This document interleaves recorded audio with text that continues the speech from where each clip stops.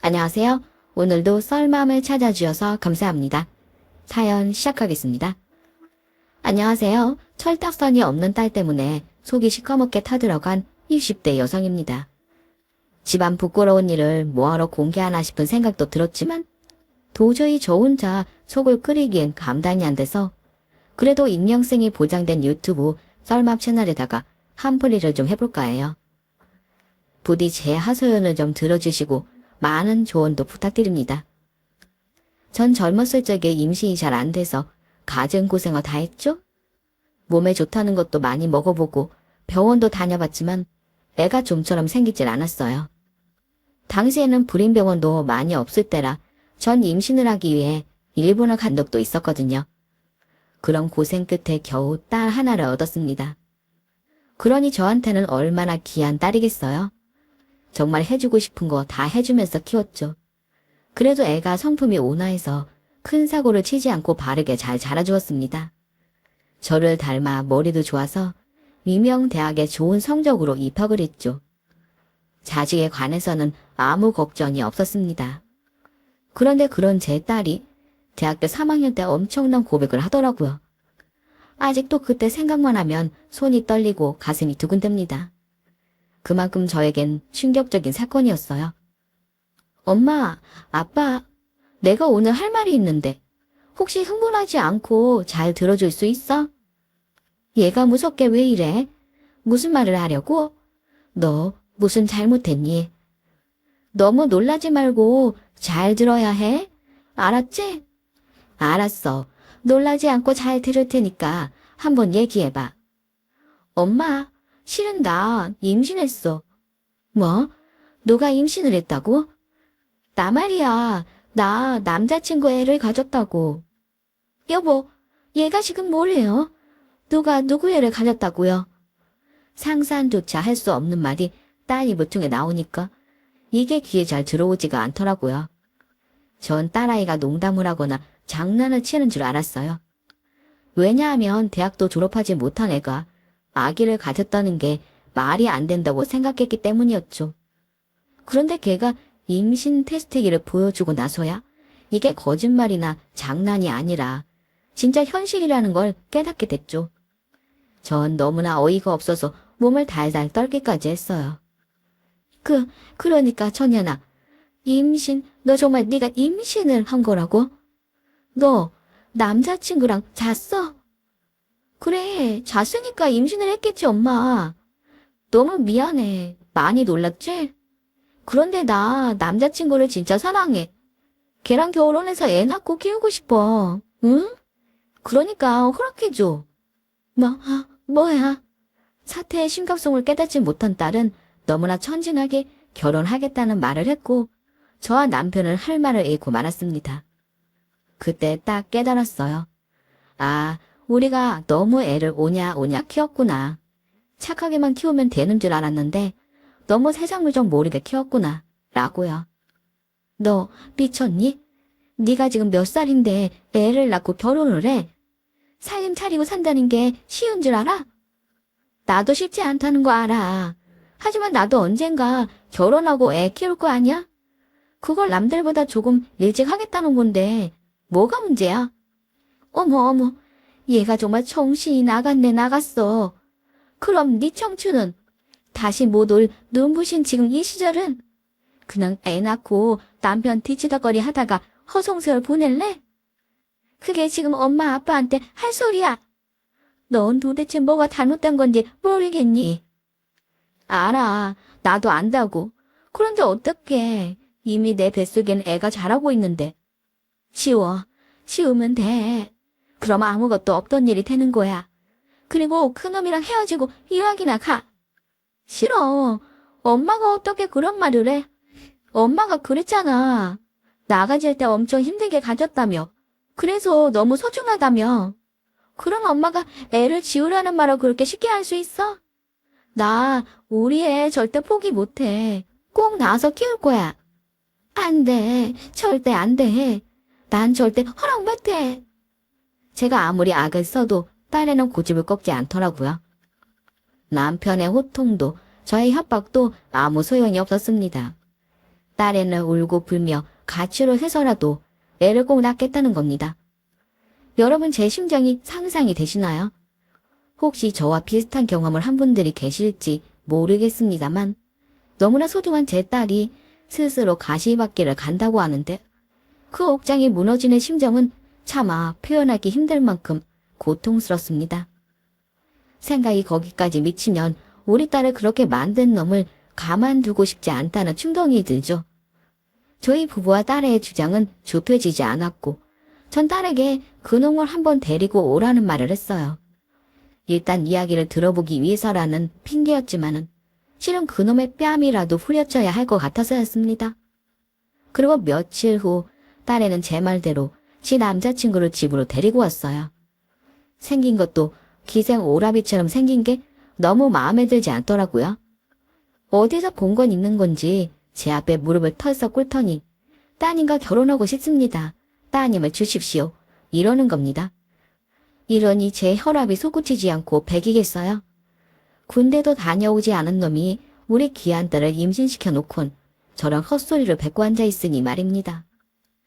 전 도저히 참지 못하고 그놈의 뺨을 후려치고 말았죠. 네, 어른인 제가 잘못한 행동인 줄은 압니다만 겨우 이깟 놈 때문에 우리 딸 인생이 망가진 것 같아서 도저히 참을 수가 없었습니다. 그러자 딸애가 자기 남자 뺨을 때렸다며 난리 부르스를 치더라고요. 엄마, 미쳤어? 지금 누구 뺨을 때리는 거야? 정말 실망이야. 나 다시는 엄마 얼굴 보고 싶지 않아. 너 거기 안 서? 지금 누구 편을 드는 건데? 넌 가슴 찢어지는 엄마 생각은 안 해. 됐어. 어차피 엄마는 허락 안 해줄 거잖아. 나 그냥 독립해서 살래. 나 이제 엄마 없다고 생각할 테니까 엄마도 이제 딸 없다고 생각해. 뭐라고? 너 그게 지금 엄마한테 할 소리야? 지 남자친구 손목을 붙잡고 대문을 차고 나가는데 저게 정말 제 딸이 맞나 싶더군요. 이 미친 것이 남자한테 홀라당 넘어와서는 부모고 뭐고 안중에 없는 겁니다. 전 낯선 딸의 행동이 너무 서러워서 밤새 눈물을 찍었어요. 어휴, 이제 어쩌겠어. 애까지 생겼으니 어떻게든 수습을 해야 하지 않겠어? 그래도 두 녀석들이 끝까지 애를 낳겠다고 하니까 그냥 받아주자고. 지들이 선택한 인생이니까 어쩔 수 없지 뭐.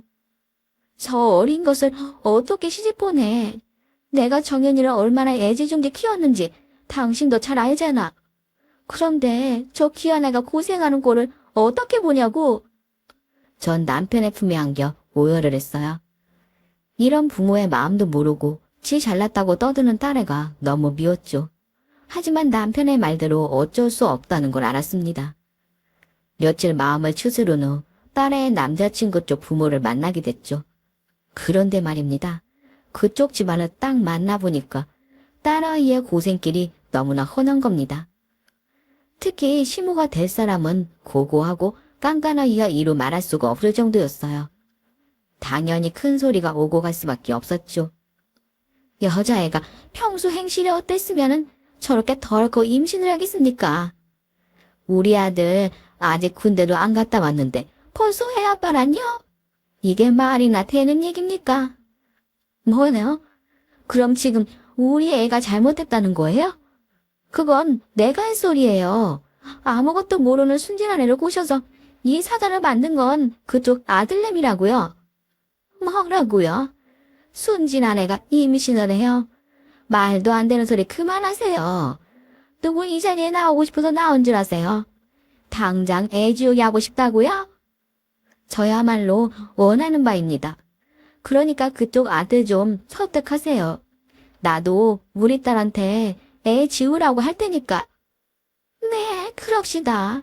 저도 저런 며느리 절대 사양이네요. 처음 만남은 서로 자존심을 세우느라 폭삭 망해버렸고 딸애가 지 죽겠다고 난리를 피우는 동에 며칠 후 또 그 불편한 자리를 나가게 됐죠. 그땐 최대한 흥분하지 않으려고 청심환과 진정액을 연거푸 들이켰죠. 서로 원하는 훈사는 아니지만 일단 애들이 사고를 쳤으니 어른들이 수습을 해야겠죠. 서로 저렇게 사랑해서 죽겠다고 하니까 일단 결혼은 시키는 걸로 하시죠. 전임이 며느리를 둘이나 봤어요. 그 집 딸과는 비교할 수 없을 만큼 훌륭한 애들이라고요. 그런 제가 억지로 저런 며느리를 봐야 한다는 게 얼마나 고통인지 아세요? 다른 건 몰라도 그거 하나는 꼭 알아두시라고요. 그리고 애들을 결혼시켜도 당분간 제가 데리고 있을 겁니다. 아직 밥벌이도 못하는 애들을 출가시킬 순 없고 그 집 따님도 가르쳐야 할 게 아주 많아 보이고요. 거기까지 동의하신다면 애들 결혼시킵시다. 딸애를 데리고 살겠다는 말에 기함을 했죠. 저런 성깔을 가진 시어머니라면 저라도 진절머리가 칠 것 같은걸요. 아무것도 모르는 딸애가 저런 시어머니 밑에서 살아야 한다면 스트레스 때문에 탈모가 생기고 말 겁니다. 전 딸애에게 직접 물어봤어요. 네 시모 될 사람 고통 성격이 아닌 건 알지? 너 정말 그 집에서 살 수 있겠어? 왜 드라마처럼 며느리 얼굴에다가 물 뿌리고 욕하고 괴롭힐지도 몰라. 그런데도 꼭 애 낳고 살아야겠냐고. 오빠가 그러는데 사실 어머니 성격은 되게 좋으시대. 며느리들한테도 잘해주시고 그런다잖아. 지금은 우리가 사고를 쳐서 얄미운 마음에 저러시는 거야. 나 시어머니랑 잘 살 수 있어. 그러니까 엄마가 이해 좀 해줘. 응. 아이고 이거사. 엄마 가슴에 태못을 박아라. 어? 철없는 딸애 때문에 가슴이 무너집니다.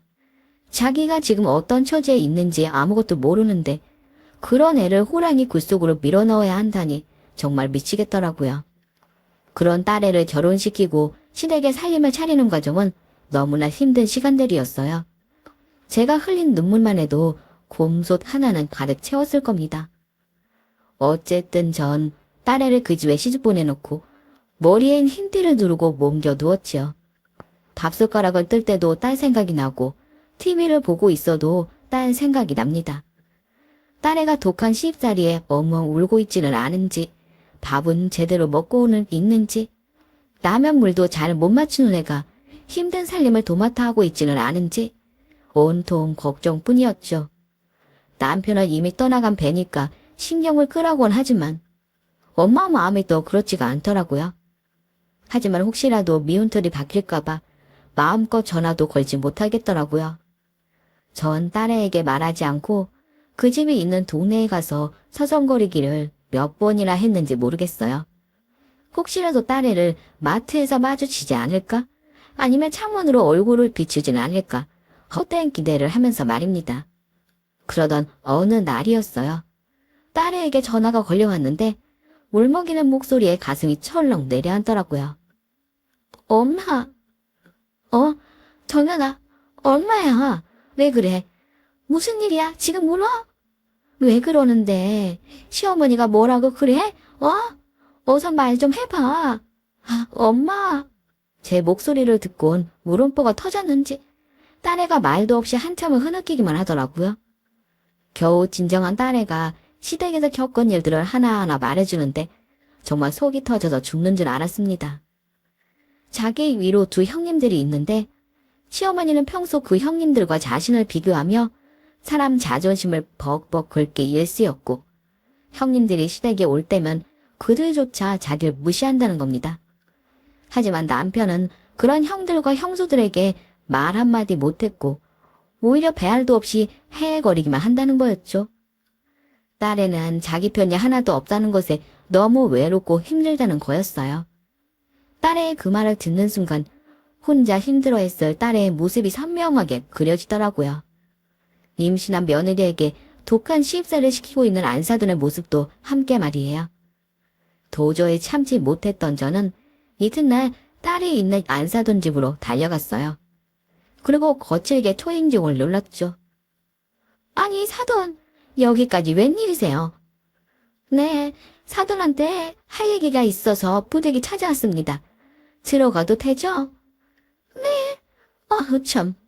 사돈 집에는 두 며느님들이 함께 있더군요. 다가를 하고 있었던 건지 사과도 먹고 커피도 마시면서 앉아있는데 우리 딸애만 앞치마를 두르고 부엌에 있는 겁니다. 제가 온 줄 몰랐던 딸애가 눈을 휘둥그레 뜨곤 깜짝 놀라더군요. 엄마, 아니 어떻게 여기까지 왔어? 당황스러워하는 딸애를 보니까 더 속이 상하는 겁니다. 아니 왜 임신한 우리 딸만 일을 시키곤 지들 입에만 사과를 쳐놓고 씹고 있는지 혈압이 확 오르더라고요.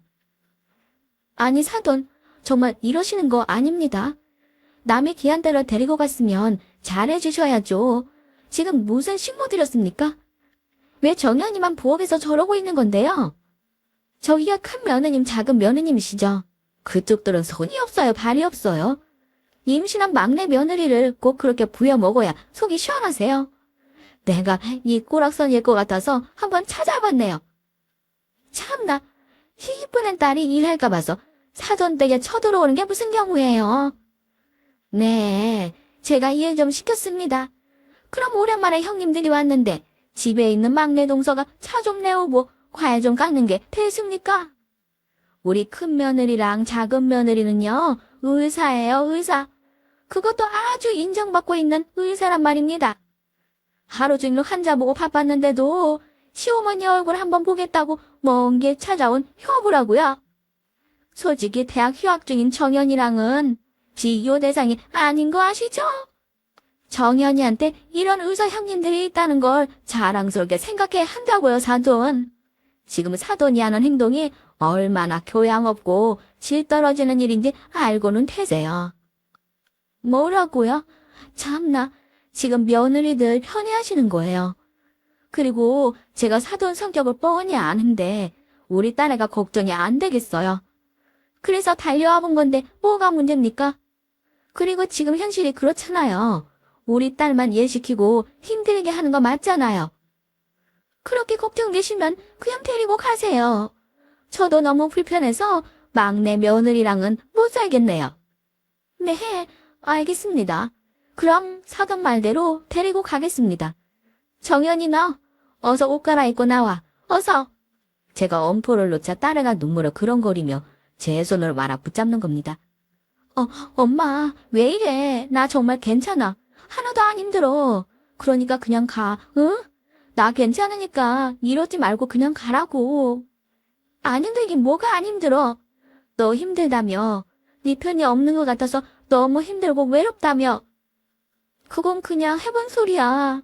엄마, 제발 이러지 말고 가줘, 응? 야, 나정연. 정말 옷 안 갈아입을 거야? 얼른 안 나와. 엄마, 제발 좀. 얼굴은 하나도 안 괜찮은데 서럽고 속상하다는 거 뻔히 다 아는데 대체 눈칫밥을 얼마나 먹었길래 애가 저러는 건지 정말 속이 상해서 미치는 줄 알았어요. 의사 아들이라는 형님들도 깐깐하게 구는 시어머니도 얼마나 믿겠습니까? 그런데도 잘 보이려고 애를 쓰는 애 모습이 너무 불쌍했어요. 당장 손목을 잡고 끌고 나오고 싶었지만 딸애는 계속 시댁에 있겠다며 고집을 피웠죠. 전 그런 딸애를 설득하기도 하고 윽박도 질러봤지만 결국 혼자 나올 수밖에 없었습니다.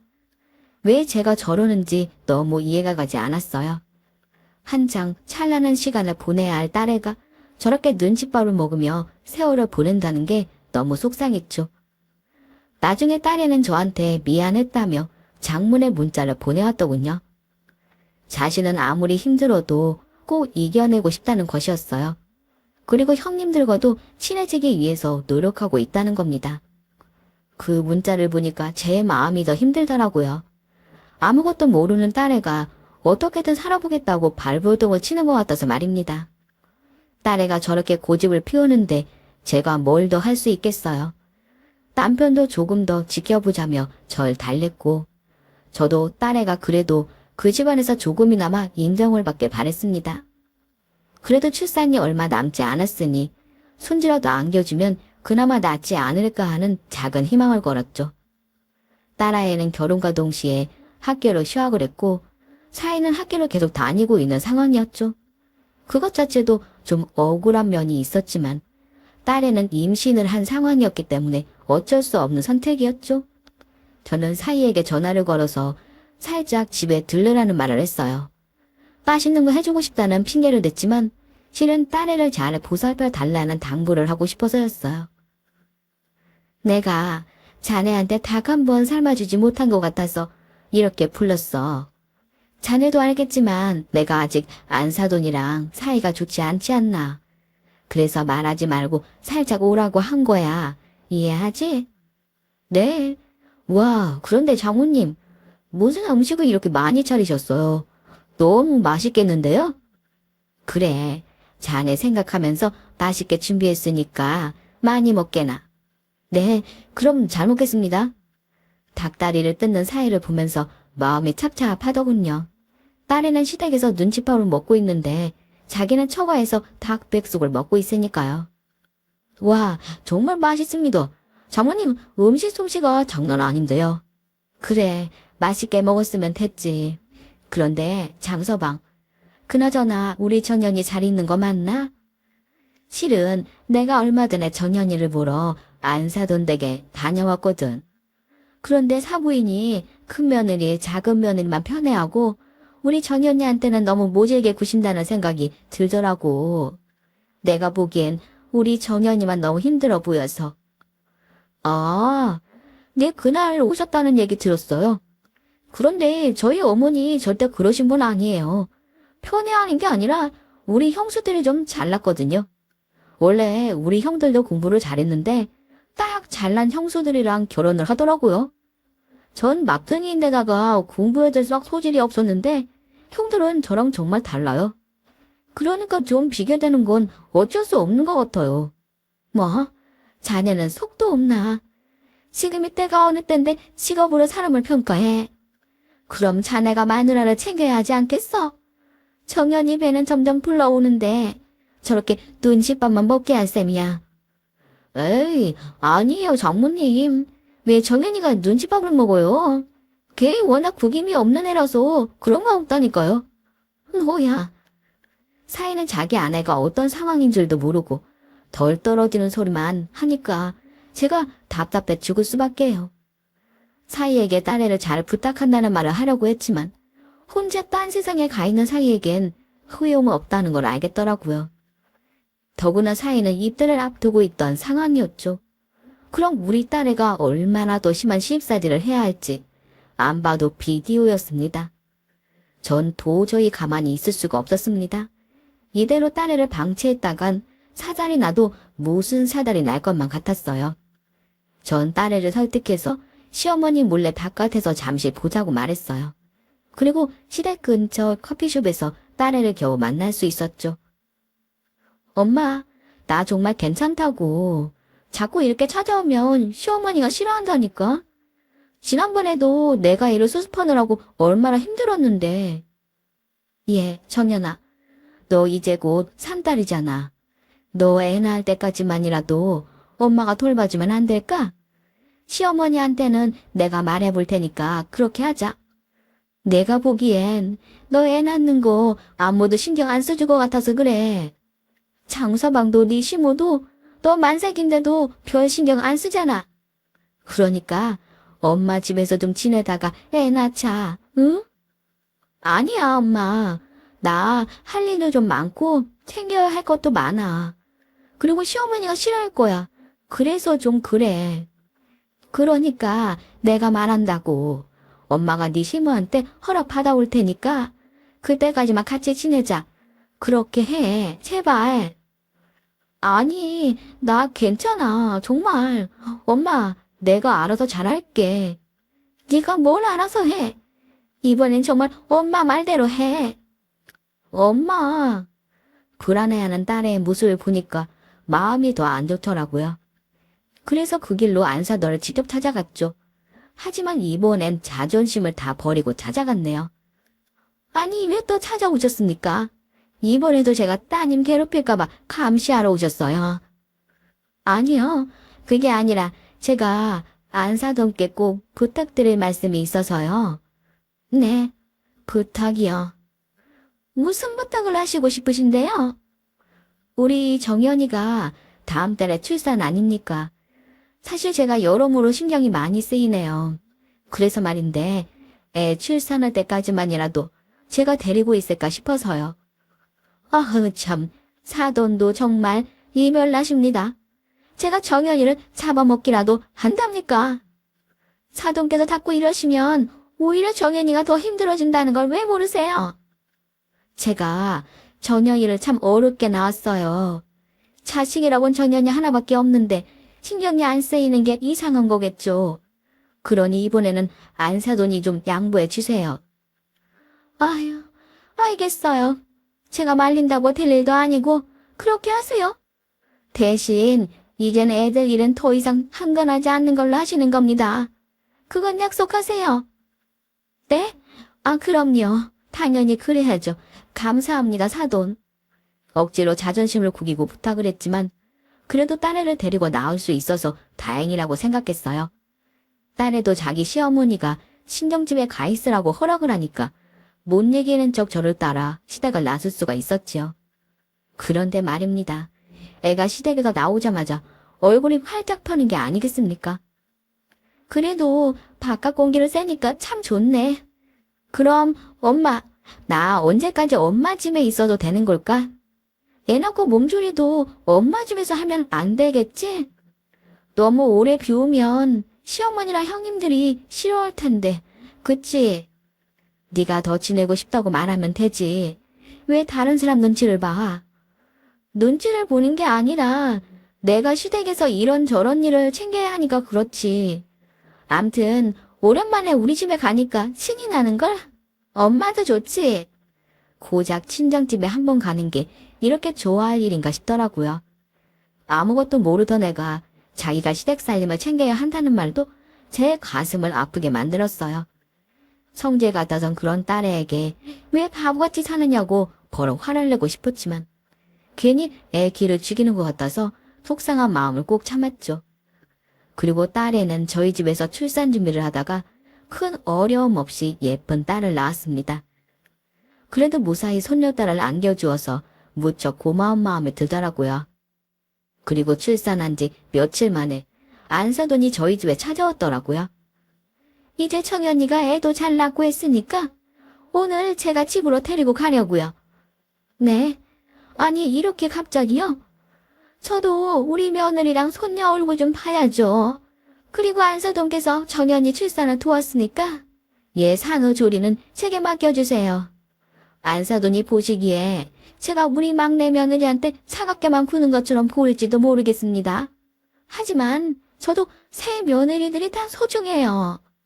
특히 정연이는 두 형님들에 비해서 많이 모자라잖아요. 형인이가 집안사 힘을 깨고 있어야 그나마 목소리라도 낼 수 있는 겁니다. 그래서 제가 애를 더 가르치려고 하는 거예요.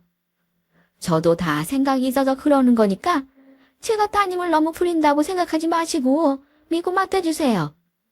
애 낳느라 고생했을 텐데 제가 미역국도 끓여주고 이것저것 챙겨줘야죠. 아, 그러세요? 제 귀엔 안사돈의 말이 미덥게 들리진 않았습니다. 하지만 딸애가 시어머니의 그런 말에 반색을 하며 덥석 따라가겠다고 나서니까 저도 도저히 말릴 수가 없겠더라고요. 그래서 그날 손녀딸과 딸애를 안사돈 차에 태워 보냈죠. 시어머니 말 한마디에 딸애의 엉덩이가 들썩거리는 모습을 보면 얼마나 마음이 아픈 줄 아시나요? 그렇게 밝고 명랑하던 애가 뭔지 모르게 주눅이 들어있는 것 같고 시어머니의 말에 줏대 없이 따르는 것 같으면은 제가 도대체 얼마나 눈칫밥을 먹고 살길래 저러나 싶은 생각이 듭니다.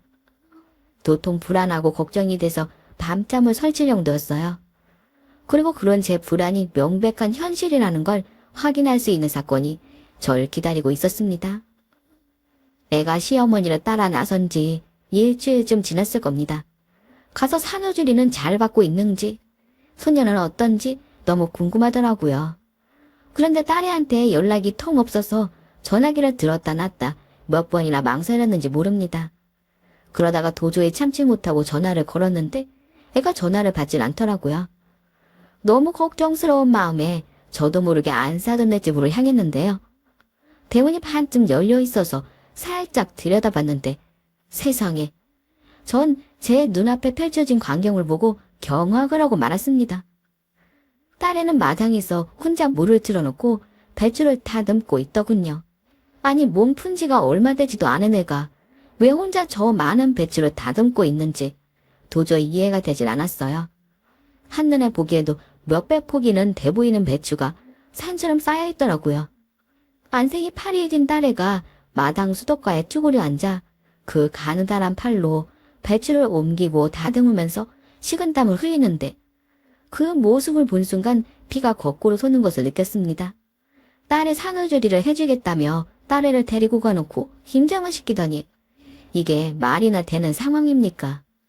눈이 뒤집힌 저는 대문을 확 열어제끼고 딸애한테 다가갔어요. 제 얼굴을 확인한 딸애가 깜짝 놀라더라고요. 엄마가 여긴 어떻게 왔어? 너 지금 뭐하니? 몸조리 하고 있어야 할 네가 왜 김장을 하고 앉아있냐고. 응, 이건 어머님의 가족들 먹을 김장 좀 하라고 하셔서. 이제 막 시작한 거야. 배추 좀 절여 놓으려고. 그러니까 이걸 왜 너 혼자 하고 있느냐고. 네 시어머니는 어디 계시는데? 네 잘난 형님들은 또 어디 있고? 가족들은 온천 갔어.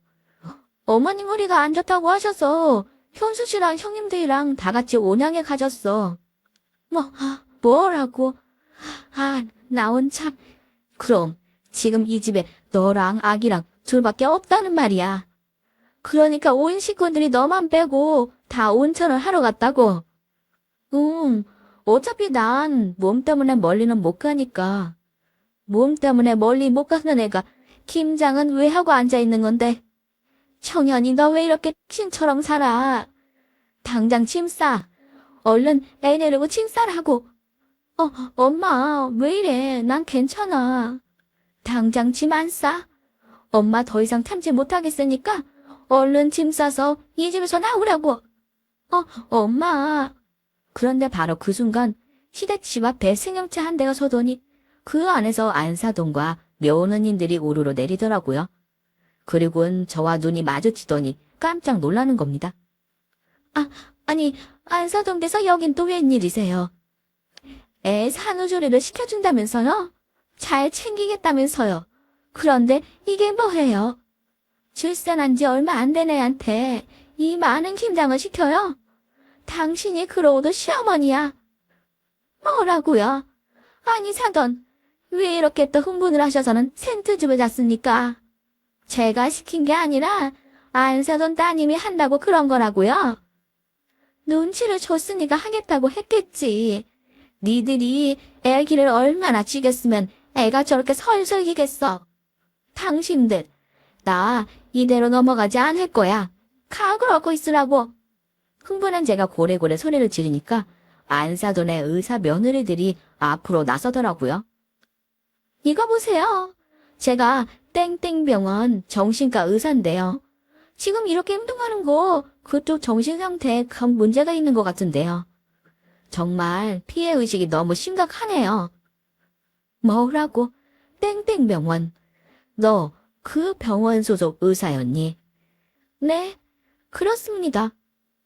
댁 따님보다 훨씬 잘 나가는 땡땡병원 의사예요. 여기 작은 동서도 우리 병원 영상의학 선생님이고요. 이제 아시겠어요? 우리 집안이 그쪽한테 이런 모욕을 당할 만큼 만만한 집안이 아니라고요. 그러니까 얼른 우리 어머니한테 사과하세요. 사과하시라고요. 그래.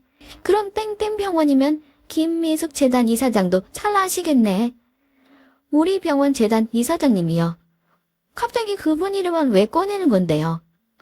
전 살짝 당황하는 큰며느리 얼굴에다가 제 명함을 집어던졌죠. 남들은 제가 골프나 치고 꽃꽂이나 하는 전업주부인 줄 알고 있었지만 사실은 전 의료재단 법인의 이사장을 맡고 있었습니다. 이사장이라곤 하지만 딱히 할 일은 많지 않았고 일주일에 한두 번씩 중요한 의사 결정만 해주면 되는 일이었어요. 조부 덕분에 물려받은 자리지만 사실 전 그 자리가 몸에 맞지 않는 자리 같아서 가족들만 제외하곤 알리지 않고 있었어요. 가족들한테도 남들한테 그런 말을 하지 말라고 당부를 하고 있었고요. 그런데 딸의 두 형님들이 저희 의료재단에 소속된 병원 의사들이라는 겁니다. 제가 던진 명함을 주워둔 그들은 땡땡 의료재단 이사장 김미숙이라는 제 이름을 확인하고는 눈을 커다랗게 떴어요. 아니 그러니까 사돈께서 저희 병원 이사장님이시라고요? 김미숙 이사장님? 맞아, 동서? 어머님 성함이 김미숙 씨 맞아. 네, 형님. 저희 엄마가 김미숙 맞아요. 땡땡 의료재단 이사장님도 맞으시고요. 아니, 그럼 동서가 이사장님 따님이라는 거잖아? 아니, 그런 걸 왜 지금 얘기해? 진작 알았으면 이런 실수는 하지 않았을 거 아니야. 그건 엄마가 일부러 말하지 말라고 했던 것도 있었고, 딱히 말씀드릴 이유가 없어서. 제가 굳이 숨겼던 비밀이 밝혀지자 갑자기 그들의 태도가 180도 달라지더군요. 두 며느님들은 안색이 하얗게 질리며 머리를 숙였고 상황 파악이든 안사돈도 손을 벌벌 떠는 겁니다. 사돈, 그런 건 미리 언지를 좀 주시지 왜 말을 하지 않으셨어요? 제가 부덕해서 이래저래 신경을 쓰게 만들었네요. 정말 죄송합니다. 제 나름대로는 한다고 했는데 정연이가 너무 착해서 오해를 좀 샀네요. 죄송합니다. 부디 노여움은 좀 푸시고 일단 들어가서 말씀 나누시죠. 됐고요. 안사돈의 잘난 두 며느님은 곧 합당한 인사조치가 있을 겁니다. 저렇게 도덕적으로 모자란 사람이 환자를 보면은 안 되는 거죠. 전 그렇게 생각합니다. 그리고 우리 딸 앞으로 이 집 며느리 안 시키렵니다. 변호사 통해서 이 여자를 보낼 테니까 그쪽 아드님이랑 상의해서 도장 찍으세요. 그리고 우리 딸을 핍박해서 말도 안 되는 모욕과 노동을 시킨 것도 법적인 책임을 물으셔야 할 겁니다. 그러니까 할 수 있는 건 다 하세요. 앞으로 아주 기대가 되네요. 네? 아니 그게 무슨 말씀이세요? 제가 무슨 모욕을 줬다고. 사돈, 이렇게 흥분하실 일이 아닌 것 같아요. 애들이 이제 딸도 낳았고 행복하게 잘 살기만 남았는데 이혼이라니요. 더 이상 할 말 없습니다. 애들 다 데려갈 테니까 그런 줄 아세요. 전 그 자리에서 딸과 손녀를 데리고 그 집을 박차고 나왔어요. 딸에도 뭔가를 느낀 듯 더 이상 토를 대지 않더라고요.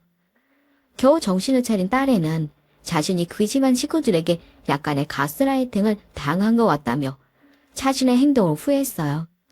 그리고 다시는 그 집안과 얽히고 싶지 않다며 가슴을 쓸어내리더군요. 그리고 전 예고한 대로 그 집에 두 며느리들에게 제 계약을 하지 않고 해촉하겠다는 서류를 보냈습니다. 또한 재단의 법무팀과 상의를 해서 딸의 이혼과 함께 부당한 대우를 받은 손해배상 소송을 걸었어요. 깜짝 놀랄만한 거액의 위자료를 요구했습니다. 제 정체와 함께 제가 무척 진지하다는 걸 알게 된 그들이 저희 집까지 찾아와서 땅을 치며 사죄를 했지만 전 눈 하나 깜빡하지 않았습니다. 사람은 겉으로만 판단하고 무시하는 그들에게 아주 혹독한 교훈을 가르쳐줄 생각입니다. 그들은 딸과의 이혼 서류에는 순순히 도장을 찍더라고요.